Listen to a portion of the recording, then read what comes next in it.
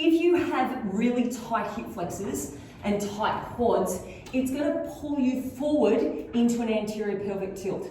Now the problem with this is it puts a lot of strain on the lower back and you'll be getting lower back pain. So we need to relieve that tension, relieve the tightness, and I'm going to show you how to do that with two pieces of equipment. The first is your Stryke Recovery Massage Gun, and the second is a small kettlebell. So let's start off with the massage gun. I want you to use the round head attachment, and that is so we're covering a bigger surface area. Turn it on. If you can handle it right up to the highest setting, go to the highest.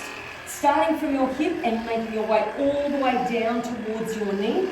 So getting right through your quads. And do that for a minute and a half. Putting just as much pressure as you can handle through the quads.